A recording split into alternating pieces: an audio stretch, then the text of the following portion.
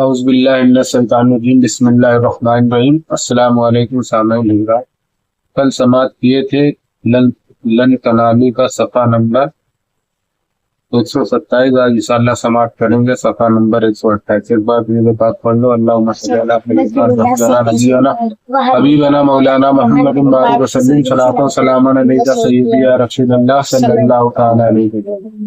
بسم اللہ الرحمن الرحیم، اللہ کے نام سے شروع جو نہایت مہربان رحم والا۔ آگے اللہ تعالیٰ ارشاد فرماتا ہے وَإِذَا خَلَوْا عَدُّوا عَلَيْكُمُ الْأَنَامِنَ مِنَ الْغَيْظِ قُلْ مُوتُوا بِغَيْظِكُمْ إِنَّ اللَّهَ عَلِيمٌ بِذَاتِ الصُّدُورِ۔ اور اکیلے ہوں تو تم پر انگلیاں چبھائیں، غصے میں تم فرما دو کہ مر جاؤ اپنی گھٹن میں، اللہ خوب جانتا ہے دلوں کی باتیں۔ آگے اللہ تعالیٰ ارشاد فرماتا ہے ان تمسسکم حسنۃ تسؤہم وان تصبکم سیئۃ یفرحوا بہا۔ تمہیں کوئی بھلائی پہنچے تو انہیں برا لگے، اور تم کو برائی پہنچے تو اس پر خوش ہوں۔ آگے اللہ تعالیٰ ارشاد فرماتا ہے وَإِن تَصْبِرُوا وَتَتَّقُوا لَا يَضُرُّكُمْ كَيْدُهُمْ شَيْئًا۔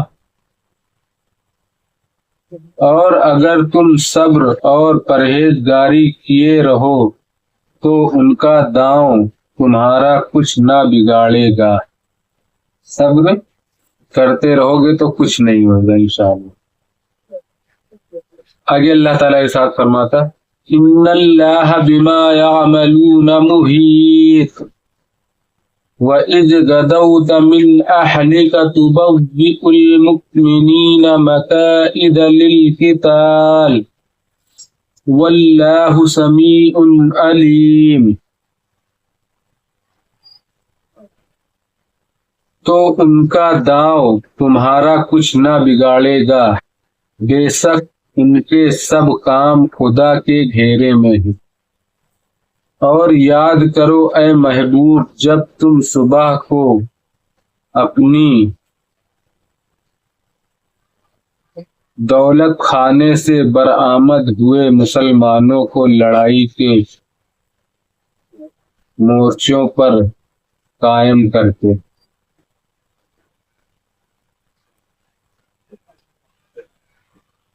آگے اللہ تعالیٰ ارشاد فرماتا ہے وَإِذْ غَدَوْتَ مِنْ أَهْلِكَ تُبَوِّئُ الْمُؤْمِنِينَ مَقَاعِدَ لِلْقِتَالِ واللہ سمیع علیم۔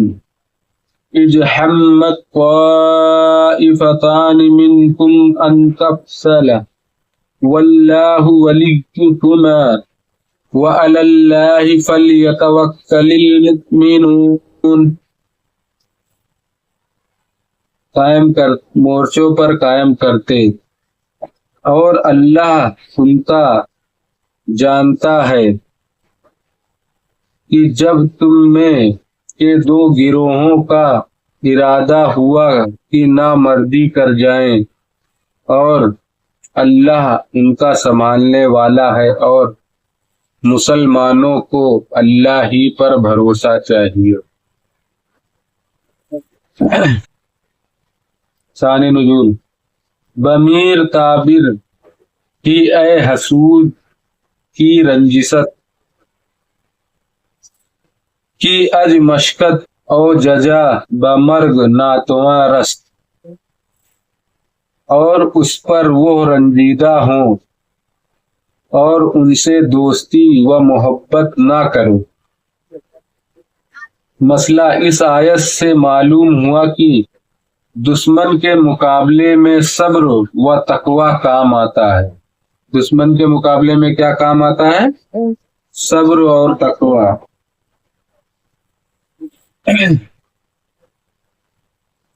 بمقام مدینہ طیبہ بقصد احد، جو جنگ ہوئی تھی احد کا۔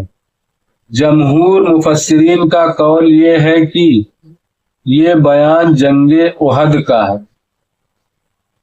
جس کا اجمالی واقعہ یہ ہے کہ جنگ بدر میں شکست کھانے سے کفار کو بڑا رنج تھا۔ جب یہ پہلی جنگ ہوئی تھی تو اس میں جنگ بدر میں یہ لوگ شکست کھا گئے تھے، تو ان کو بہت غصہ تھا اور رنج تھا، اس لیے انہوں نے بقصد انتقام لشکر گرہ مرتب کر کے فوج کشی کی۔ جب رسول کریم صلی اللہ علیہ وسلم کو خبر ملی کہ لشکر کفار احد میں اترا ہے تو آپ نے اصحاب سے مشورہ فرمایا۔ اس مشورت میں عبداللہ بن ابی بن سلول کو بھی بلایا گیا۔ اس لیے کوئی بھی کام کرو تو اس کے لیے مشورہ ضروری ہوتا ہے۔ یہ آپ صلی اللہ علیہ وسلم کی سنت بھی طریقہ رہا ہے کہ جو کہ ان کو کسی مشورے کی ضرورت ہی نہیں، وہ تو اللہ کے نبی ہیں، ان کو دلوں کے بھی حال جانتے ہیں اللہ کی عطا سے، مگر مشورہ ضروری ہے۔ اس لیے کوئی کام ایسا کرو تو اس پہ ضرور پہلے مشورہ کرو اپنے سے بڑوں کو بلا کے۔ سلول کو بھی بلایا گیا جو اس سے قبل کبھی کسی مشورت کے لیے بلایا نہ گیا تھا۔ اکثر انصار کی اور اس عبداللہ کی یہ رائے ہوئی کہ حضور مدینہ طیبہ میں ہی قائم رہیں اور جب کفار یہاں آئیں تب ان سے مقابلہ کیا جائے۔ جب وہ مدینہ شریف میں آئے تب ان سے مقابلہ کیا جائے۔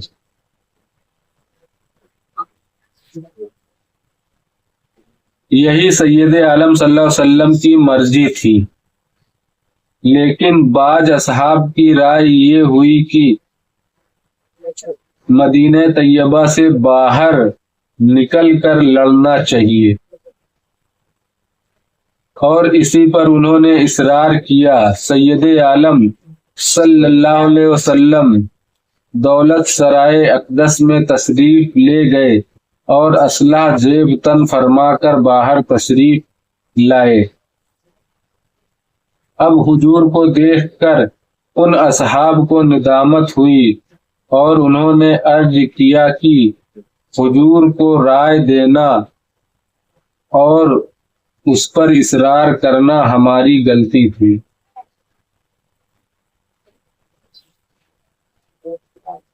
اس کو معاف فرمائیے اور جو مرضی مبارک ہو وہی کیجیے۔ حضور نے فرمایا کہ نبی کے لیے سزاوار نہیں کہ ہتھیار پہن کر قبل جنگ میں اتار دے۔ مشرکین احد میں 4 سنبا 5 سنبا کو پہنچے تھے، 4 سنبا 5 سنبا پہنچے تھے، اور رسول کریم صلی اللہ علیہ وسلم جمعہ کے روز بعد نماز جمعہ ایک انصاری کی نماز جنازہ پڑھ کر روانہ ہوئے اور 15 سوال 3 ہجری روز یک سنبا احد میں پہنچے۔ یہاں نزول فرمایا اور پہاڑ کا ایک درہ جو لشکر اسلام کے پیچھے تھا اس طرف سے اندیشہ تھا کہ کسی وقت دشمن پشت پر سے آ کر حملہ کرے۔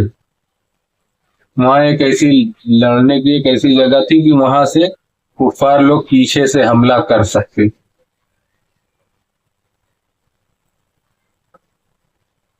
اس لیے حضور نے عبداللہ بن جابر کو 50 تیر اندازوں کے ساتھ وہاں مامور فرمایا۔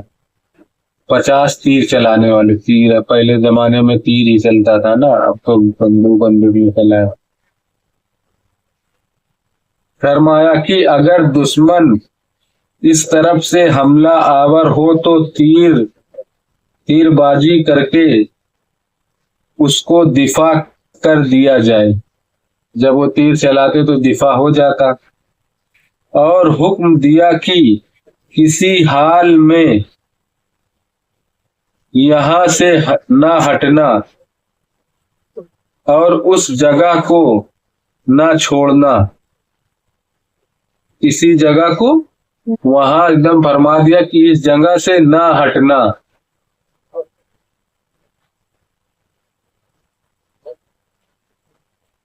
اور اس جگہ کو نہ چھوڑنا. خواہ فتح ہو یا شکست، چاہے ہار ہو چاہے جیت، وہاں سے تمہیں ہٹنا نہیں ہے. نہ فرما دو. عبداللہ بن ابی سلول منافق، جس نے مدینہ طیبہ میں رہ کر جنگ کرنے کی رائے دی تھی، اپنی رائے کے خلاف کیے جانے کی وجہ سے برہم ہوا اور کہنے لگا کہ حضور سید عالم صلی اللہ علیہ وسلم نے 9 عمر لڑکوں کا کہنا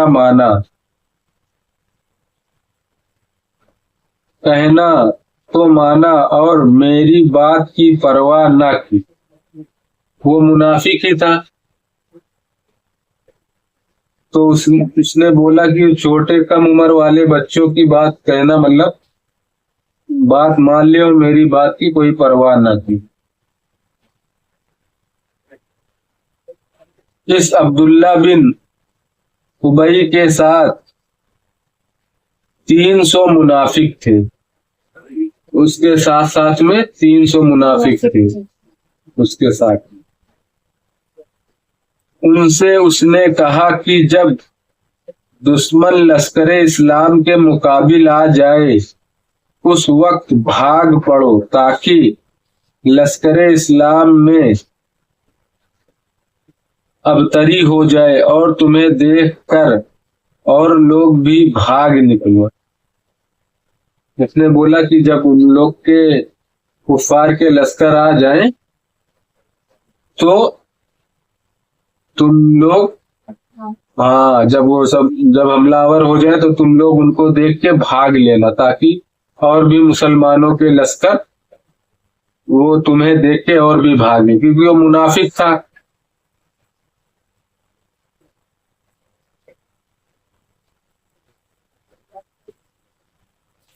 مسلمانوں کے لشکر کی کل تعداد ان منافقین کے 1000 تھی. 1000 لوگ تھے ان منافقین کو پکڑ کے، اور مشرکین 3000. مقابلہ ہوتے ہی عبداللہ بن ابئی منافق اپنے 300 منافقوں کو لے کر بھاگ نکلا. جب لڑائی ہونے لگی چالو ہوئی تب یہ اپنے 300 ساتھیوں کو لے کے وہاں سے بھاگ لیا. اور حضور کے ساتھ سوائے 700 اصحاب حضور کے ساتھ رہ گئے. جو ان کے اصحاب تھے، آپ صلی اللہ علیہ وسلم کے جو صحابہ تھے وہی رکے وہاں، باقی یہ 300 بھاگ گئے. اللہ تعالیٰ نے ان کو ثابت رکھا یہاں تک کہ مشرکین کو ہزیمت ہوئی. اب صحابہ بھاگتے ہوئے مشرکین کے پیچھے پڑ گئے اور حضور سید عالم صلی اللہ علیہ وسلم نے جہاں قائم رہنے کے لیے فرمایا تھا وہاں قائم نہ رہی. آپ صلی اللہ علیہ وسلم نے فرمایا تھا کہ چاہے شکست ہو چاہے جیت ہو تم یہاں سے مت ہٹنا. مگر وہ لوگ نے جب دیکھا کہ مشرکین بھاگنے لگے تو وہ لوگ وہاں سے اپنی جگہ چھوڑ دیے، قائم نہ رہے. تو اللہ تعالیٰ نے انہیں یہ دکھایا کہ بدر میں اللہ اور اس کے رسول کی فرما برداری کی برکت سے فتح ہوئی تھی. بدر میں اللہ اس کے رسول کی فرما برداری کی ہے تو بھی فتح ہوئی تھی. یہاں حضور کے حکم کی مخالفت کا نتیجہ یہ ہوا کہ اللہ تعالیٰ نے مشرکین کے دلوں سے رعب و ہیبت دور فرمائی۔ جب وہ لوگ آپ صلی اللہ علیہ وسلم کی بات کا مخالف نہیں مانے اور وہاں سے ہٹ گئے تو اللہ تعالیٰ نے مشرکینوں کے دلوں سے ہیبت نکال دی اور رعب نکال دی، اور وہ پلٹ پڑے اور مسلمانوں کو ہضمیت ہوئی۔ رسول کریم صلی اللہ علیہ وسلم کے ساتھ ایک جماعت رہی جس میں حضرت ابو بکر و علی و عباس و طلحہ و سعد رضی اللہ تعالی عنہم تھے۔ اسی جنگ میں دندان اقدس شہید ہوا۔ آپ صلی اللہ علیہ وسلم کا دندان مبارک شہید ہوا، دانت شہید، اور چہرے اقدس پر زخم آیا، چہرے پر زخم لگا ہے۔ اسی کے متعلق یہ آیت کریمہ نازل ہوئی۔ جو نبی کریم صلی اللہ علیہ وسلم کی بات کا نظر انداز کرے گا تو یہی حال ہوئے گا نا۔ صدق اللہ العظیم۔ باقی انشاءاللہ کل سماعت کریں گے۔ بسم اللہ الرحمن الرحیم، صلی اللہ علیہ نبی المی وآلہ صلی اللہ علیہ وسلم، صلاۃ و سلام علیک سیدی و رسول اللہ صلی اللہ تعالیٰ علیہ وسلم۔ یا اللہ یا رحمان یا رحیم یا مالک القدوس، یا اللہ ہم نے جو قرآن پاک سے تلاوت اس کا پڑھنا سننا قبول عطا فرما۔ یا اللہ اس کے پڑھنے میں کسی بھی غلطی گستاخی بے ادبی اپنے رحمت و کرم سے معاف عطا فرما، اور ہم سب کو صحیح پڑھنے کی توفیق عطا فرما۔ یا اللہ ہم سب تیری بارگاہ میں توبہ کرتے ہیں۔ استغفر اللہ ربی من کل ذنب واتوب الیہ، استغفر اللہ ربی من کل ذنب واتوب الیہ، استغفر اللہ ربی من کل ذنب واتوب الیہ۔ سبحانک ذی العزۃ عما یصفون وسلام علی المرسلین والحمد للہ رب العالمین، لا الہ الا اللہ محمد رسول اللہ صلی اللہ تعالی علیہ وسلم۔ السلام علیکم رحمۃ اللہ تعالی وبرکاتہ۔